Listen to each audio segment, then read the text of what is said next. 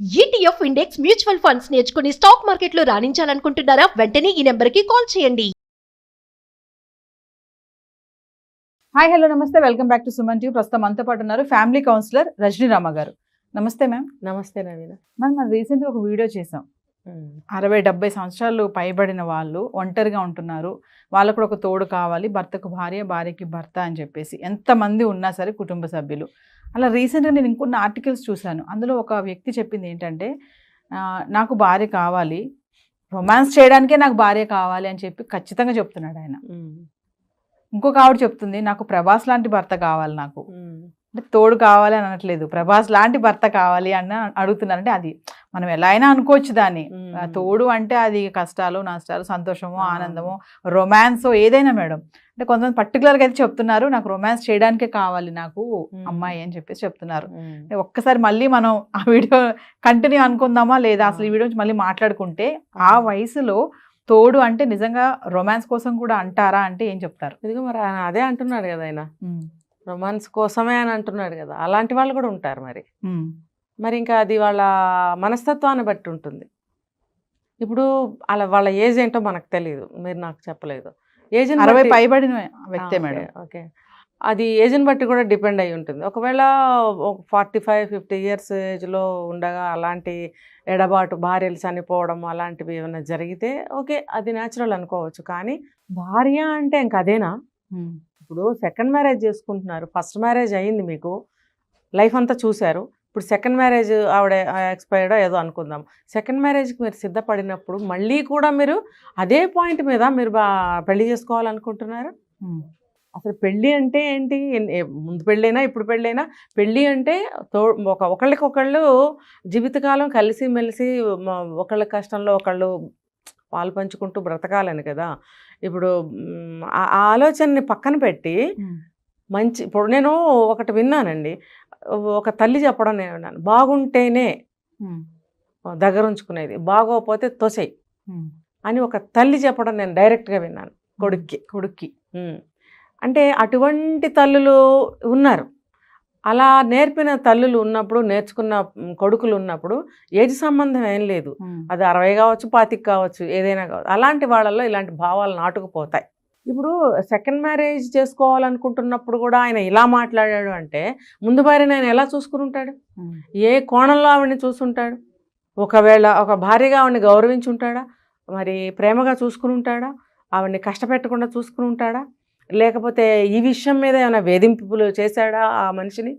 ఇప్పుడు ఆడవాళ్ళైనా చూడండి, కొంతమందికి ఆ మెంటాలిటీ ఉంటుంది. నేను ముందే చెప్పాను, ఏజ్ ప్రకారం ఇప్పుడు ఒక్కొక్కరికి 35-40 ఇయర్స్లోనే ఆడవాళ్ళకు కూడా హస్బెండ్స్ పోతున్నారు. మరి అలాంటి వాళ్ళు కూడా కోరికలు ఉంటాయి, వాళ్ళల్లో ఖచ్చితంగా ఉంటాయి. మరి అంటే వాళ్ళ ఇష్టాన్ని తెలియజేస్తున్నారు. అది ఇష్టాన్ని తెలియజేయటం అనేది తప్పు కాదు. కానీ ఇప్పుడు కుటుంబ సభ్యుల్ని, పిల్లలు ఉంటే పిల్లల్ని, సమాజాన్ని దృష్టిలో పెట్టుకుని మాట్లాడాలి. తర్వాత సెకండ్ మ్యారేజ్ చేసుకోవడానికి సిద్ధపడినప్పుడు మనస్తత్వాలు, బుద్ధులు, లక్షణాలు, ఇంకా వాళ్ళ ప్రవర్తనలు, నడవడికలు, అలవాట్లు ఏదైనా సరే మార్చుకోవాలి. ఎందుకు అనంటే మీరు 25 ఏళ్ళు, 30 ఏళ్ళు, 40 ఏళ్ళు కాపురం చేసిన తర్వాత ఇప్పుడు మళ్ళీ సిద్ధపడుతున్నారు పెళ్ళిళ్ళకి, ఆడవాళ్ళైనా మగవాళ్ళైనా. ఆ వచ్చేవాళ్ళు సరికొత్త మనుషులు. డే 1 నుంచి మీరు మళ్ళీ స్టార్ట్ చేయాలి. అలా వాళ్ళు అసలు ఎలాంటి వాళ్ళు తెలీదు. వాళ్ళు కూడా అలాంటి మనస్తత్వాలే అనుకోండి. మీరు ఎంత అడ్జస్ట్ అయి ఉండాలి, ఎన్ని విషయాలు మీరు మానుకోవాలి, ఎన్ని విషయాలు మీరు కొత్త అలవాటు చేసుకోవాలి, ఎన్ని లక్షణాలను మీరు మార్చుకోవాలి, కొన్ని లక్షణాలను తీసేయాలి. ఇవన్నీ ఉన్నప్పుడే మీరు మళ్ళీ రెండో పెళ్లి చేసుకున్నప్పుడు వాళ్ళతో సరిగ్గా ఉండగలుగుతారు. ఒకళ్ళు ఎవరో చెప్పారు, సెకండ్ వైఫ్ కూడా వెళ్ళిపోయింది. ఎందుకు వెళ్ళిపోయింది?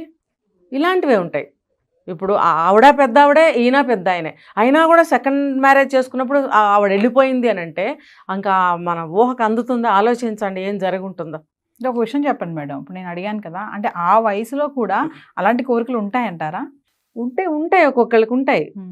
ఇప్పుడు ఆడవాళ్ళలో కొంచెం మొనోపాజ్ ఇవన్నీ వచ్చి కొంచెం తగ్గుతాయి, కానీ జెంట్స్లో కొంచెం ఉంటాయనే చెప్పుకోవాలి. కానీ మగవాళ్ళకి కూడా ఆడవాళ్ళకి మొనోపాజ్ ఉన్నట్టే వాళ్ళకు కూడా ఉంటుంది ఒక స్టేజ్లో. కానీ కొంతమందికి ఉండకపోవచ్చు. ఇంకొకటి ఏంటంటే మగబుద్ధి అది ఎలా అయినా కానీ కోరికలు ఎక్కువ ఉండనివ్వండి, కోరికలు తక్కువ ఉండనివ్వండి, వాళ్ళ బుద్ధి అనేది అటే ఆలోచిస్తుంది. కోరికలు తక్కువ ఉన్నా, అంత క్యాపబిలిటీ లేకపోయినా కూడా ఐ కెన్ అన్న ఒక కాన్ఫిడెన్స్తో ఉంటారు వాళ్ళు. అంటే ఏంటి, అమ్మో నేను మగతనం నాకు తగ్గిపోతుంది, అమ్మో నేను మగాడిని, అమ్మో మా అమ్మ ఏమనుకుంటుంది ఒకవేళ తల్లి బతుకుంటే, ఈ అమ్మో మా చుట్టాలు ఏమనుకుంటారో, ఇలాంటి ఆలోచనలు ఉన్నప్పుడు కూడా ఆ మగ బుద్ధి అనేది నేను మగాడిని అనే ఒక లక్షణాన్ని హైలైట్ చేసుకుని మాట్లాడతారు. నాకు ఇంత వయసు వచ్చింది, నేను తండ్రినో తాతనో అయ్యాను, ఇప్పుడు 60 ఏళ్ళు 65 ఏళ్ళు వచ్చిన ఒక ఆడవాళ్ళైనా మగవాళ్ళైనా తాతయ్యలో అమ్మమ్మలో నాయనమ్మలో అవుతారు కదా, ఆ వయసుకు తగ్గ ఆలోచనలు చేయాలి. అఫ్కోర్స్ అది నీడ్ అనేది ఉంటే ఉండొచ్చుగాక, దాన్ని మీరు హైలైట్ చేసి సమాజంలోకి వదలటం అనేది అంత హెల్దీ కాదు. కొంతమంది చూసుకుంటే మేడం, మగవాళ్ళు అవసరాలను బట్టి, సపోజ్ భార్య చనిపోయారు అనుకోండి, పెళ్లి చేసుకున్నారు. ఎందుకు చేసుకున్నారంటే పిల్లల కోసం అని అంటున్నారు.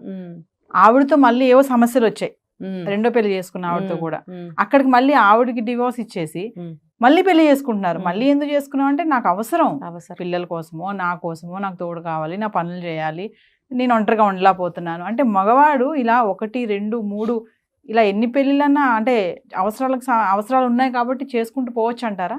అవసరాల కోసం పెళ్లి చేసుకోవాల్సిన అవసరం ఏముంది? ఇప్పుడు బాగా వయసు అయిపోయింది, కదలలేని స్థితిలో ఉన్నారు, మీరు ఒక మేడ్ని పెట్టుకోవచ్చు.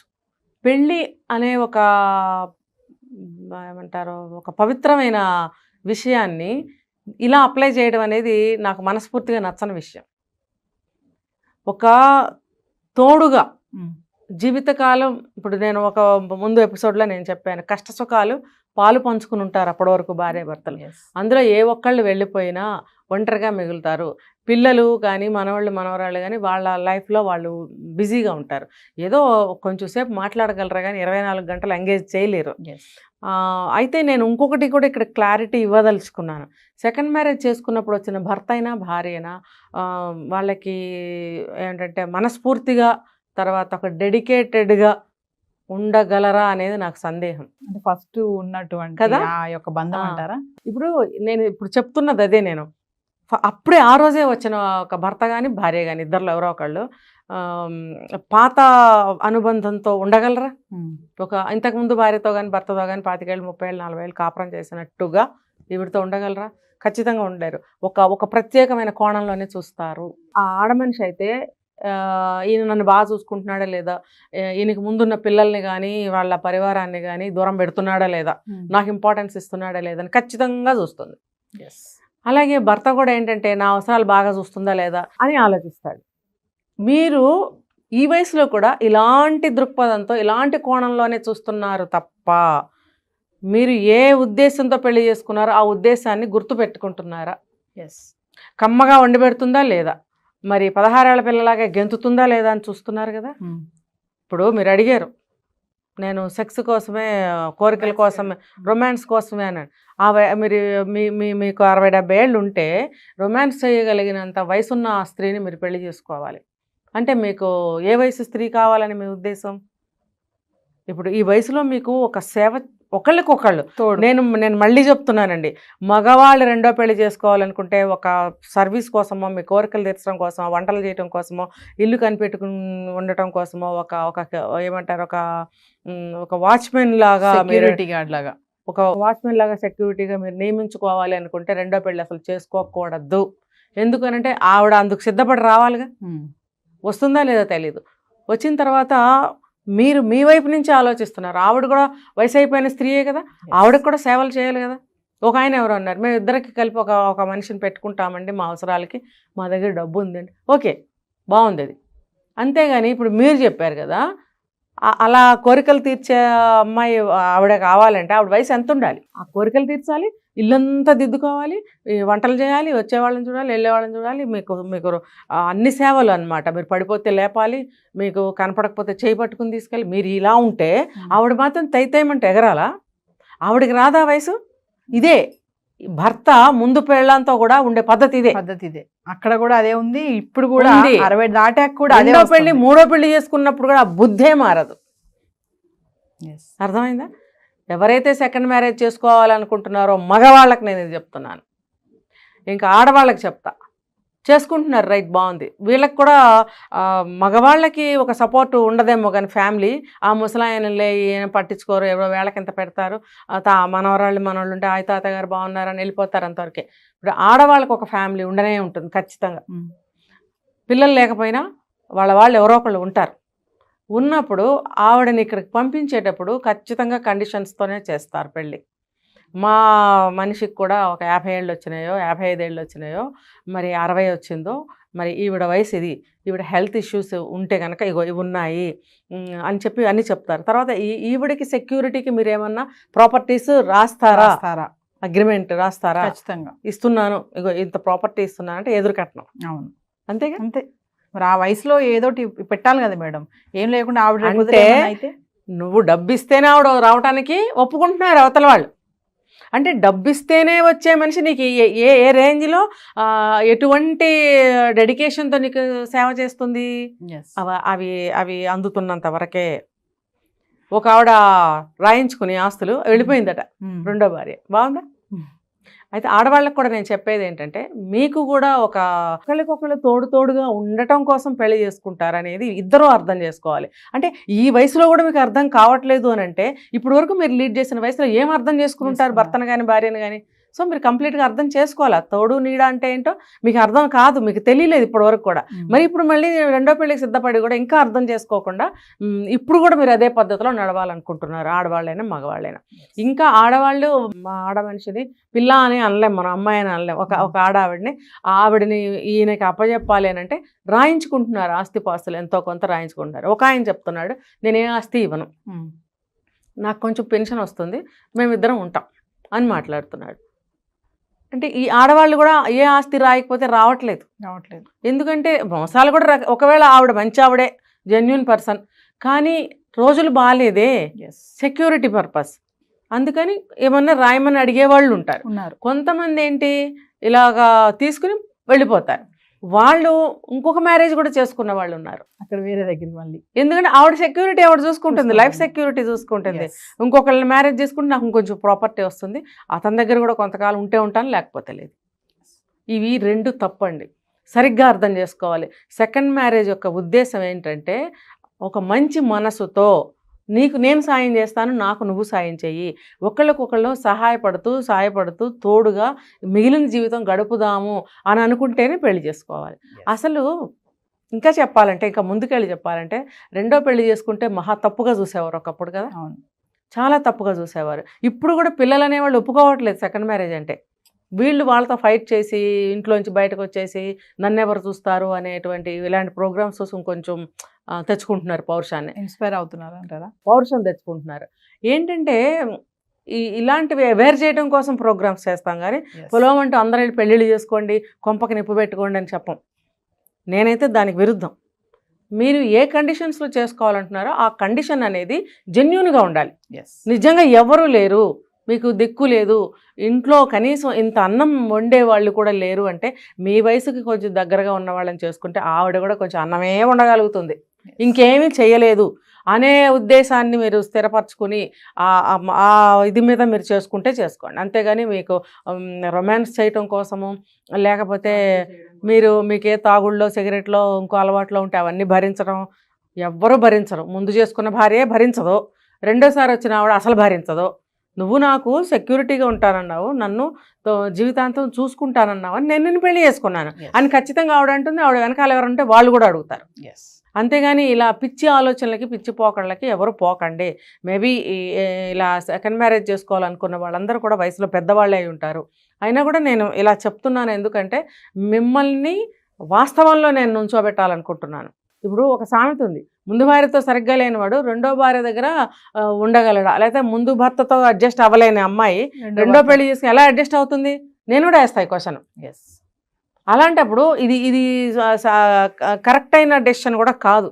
కానీ పర్టికులర్ స్పెసిఫిక్ రీజన్స్ ఉండి, అసలు ఎవరూ లేరు, ఒంటరి దిక్కులేను, నాకు అసలు ఇంటి తలుపు కూడా దగ్గరికి వేసే పరిస్థితి ఎవరు లేరు ఇంట్లో అన్నవాళ్ళు చేసుకోవచ్చు వాళ్ళ పరిస్థితులను బట్టి.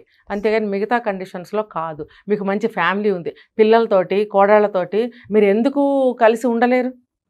నేను ఈ సందర్భంలో వాళ్ళ ఫ్యామిలీస్కి కూడా చెప్తున్నాను, మీరు తల్లిదండ్రులు ఎవరైనా ముసలి వాళ్ళు అయిపోతే కనుక వాళ్ళని ఇంకా జాగ్రత్తగా చూసుకోవాల్సిన అవసరం మీకు ఉంది, లేకపోతే అన్ని నష్టాలు మీకే వస్తాయి. ఇంతే, ఈ నష్టం ఇలాంటి ఏమైనా జరిగితే ఆ నష్టం వాళ్ళకే కదా. Yes. వీళ్ళు ఏం చెప్తారు, వాళ్ళు మమ్మల్ని పట్టించుకోరు, మమ్మల్ని చూడరు, వాళ్ళకేదో పెడితే పెడతారు లేకపోతే లేదు. కొంతమంది ఇసడించుకుంటారు, కొంతమంది టైంకి పెట్టరు, కొంతమంది మిగిలిని పెడతారు. నిన్నటి మొన్నటి వేడి చేసి పెట్టడం, లేకపోతే నిన్నటి మొన్నటి అట్లానే డైరెక్ట్గా పెట్టడం, ఈ కేసులన్నీ జరిగాయండి. ఇవన్నీ అన్యాచురల్ కానే కాదు. ఇలాంటి ఫుడ్ పెట్టడం వల్ల కూడా వాళ్ళు దుఃఖపడుతున్నారు. Yes. దుఃఖపడుతున్నప్పుడు ఏం చేయాలి, వీళ్ళు కూడా ఫ్యామిలీ మెంబర్స్ పెద్దవాళ్ళని మంచిగా చూసుకోవాలి, బుద్ధి ఉండాలి. రేపు ఇవన్నీ చూస్తూ మన పిల్లలు పెరుగుతున్నారు, అవును. వాళ్ళు కూడా మనకి ఇదే ట్రీట్మెంట్ ఇస్తారు. ఏనాడో 50 సంవత్సరాల క్రితము తాత మానవుడని ఒక సినిమా తీశారు. Yes. సినిమా చూడకపోతే ఎవరైనా చూడండి, చక్కగా చెప్పారు తీర్పు. అదే తీర్పు అందరి జీవితాల్లో జరుగుతుంది. కాబట్టి పేరెంట్స్ ఉంటే మంచిగా, మరి పూజలు చేయమని నేను చెప్పట్లే పేరెంట్స్కి, 24 గంటలు వాళ్ళతోనే ఉండమని నేను చెప్పట్లేదు. మినిమం మీరు వాళ్ళకి చూడాల్సిన అన్ని చూడాలి, అందరూ పలకరిస్తూ ఉండండి. లేదు, ఇటువైపు నుంచి చెప్తా, ఈ ముసలాళ్ళు కూడా తిన్నగా ఉండరు, ప్రతిదాన్ని కెలుపుతారు, ప్రతిదాన్ని పట్టించుకుంటారు, చాదస్తం. ప్రతిదానికి ఇంకా మా మాట వినరేంటి అంటారు. అలాంటప్పుడు వాళ్ళు ఖచ్చితంగా దూరం పెడతారు. ఇటు వీళ్ళు ఇవి అర్థం చేసుకోవాలి, అటు వాళ్ళు అర్థం చేసుకోవాలి. మనం పెద్దవాళ్ళం అయ్యాము, మనకి నోరు బాగానే ఉంటుంది కన్ను మూసే వరకు, ఆలోచనలు కూడా షార్ప్గానే ఉంటాయి, నోరు కూడా షార్ప్గానే ఉంటుంది, బాడీ మాత్రం కదలదు. బాడీ కదలదు, మనం మాటే మాట్లాడగలం అనే నిజాన్ని తెలుసుకోవాలి. ఆ మాటను కంట్రోల్లో పెట్టుకోవాలి. మనం పెద్దవాళ్ళము, అడిగితే తప్ప ఏమీ చెప్పద్దు, మన జాగ్రత్తలో మనం ఉండాలి, ప్రతి దాంట్లో వేలు పెట్టకూడదు, మంచిగా అమ్మా బాబు అంటూ ప్రేమగా చూడండి. మనవాళ్ళ దగ్గరకు వస్తే దగ్గర రానివ్వరు, కొంతమంది మనవాళ్ళని దూరంబో అంటారు. ఏంటి ఎక్కడైనా తగులుతుందేమో అని, తగులుతే బాబు తగులుతుంది నాయన అని ప్రేమగా చెప్పొచ్చు కదా, దగ్గర రానివ్వరు. వాళ్ళ భాషలో తిడుతూ ఉంటారు, పిల్లలకి అర్థం కాదు. ఈ పిల్లలకి ఎవ్వమని ఏడవడం, ఆ పిల్లవాడు తల్లి ఇరిటేట్ అవ్వడము, మళ్ళీ ఆ భార్యాభర్తల మధ్యన గొడవలు రావడం, ఇవన్నిటికీ కారణం ఏంటి, సమన్వయం లేకపోవడం. ఆలోచన, అది అర్థం చేసుకునే కెపాసిటీని కలిగి ఉండరు. ఒకవేళ కలిగి ఉన్నా ఈగోస్ చంపేస్తాయి వాటిని. ఎంత పెద్దవాళ్ళైనా ఈగోస్తో బాగా ఇదవుతున్నారండి. ఆ ఈగోస్ అనేది పక్కన పెట్టాలి. మీ పెద్దరికం మీకు ఇస్తారు, మీ గౌరవం మీకు ఇస్తారు. ఎప్పుడంటే మీరు కూడా ఆ రకంగా మీరు నిర్ణయించుకోవాలి మీ స్థానాన్ని. మీరు పెద్దవాళ్ళం, మనం ఇలా ఉండాలి, అడిగితే కానీ మనం చెప్పకూడదు, ప్రతి దాంట్లో వేలు పెట్టద్దు, వాళ్ళని విసిగించకూడదు. ఏదైనా అవసరమైతే అడగండి, తప్పలేదు. అంతేగాని ప్రతిదానికి వెళ్తారు కొంతమంది. ఎంత 90 ఏళ్ళు వచ్చినా 100 ఏళ్ళు వచ్చినా సాధించి పొడుగు చేస్తున్న ముసలి వాళ్ళు ఇంకా ఉన్నారు. మరి కష్టమే కదా. మరి వాళ్ళు ఇలా చూడకపోతే ఇంకెలా చూస్తారు? కాబట్టి ఇలా చూడటము వీళ్ళ తప్పే, ఇలా ప్రవర్తించడం వీళ్ళ తప్పే. అటువంటి పరిస్థితుల్లో సెకండ్ మ్యారేజ్ కావాలంటారు. వయసు ఎంత అన్నామని 80 ఏళ్ల వ్యక్తి ఫోన్ చేశారు నాకు, ఆయనకి సెకండ్ మ్యారేజ్ కావాలని. మరి ఇలా ఉంటాయి. కాబట్టి రెండు పక్కలా కూడా అర్థం చేసుకుని ముందుకు వెళ్ళగలిగితే ఈ సెకండ్ మ్యారేజ్ అనే అవసరమే రాదు. మీ తల్లిలో తండ్రో సెకండ్ మ్యారేజ్ చేసుకుంటే మీరు ఇష్టపడటం లేదు, ఎందుకు వాళ్ళు చేసుకోవాలనుకుంటున్నారో మీరు అర్థం చేసుకుని వాళ్ళని సక్రమంగా చూసుకుంటే వాళ్ళకి ఆలోచనలు రావు.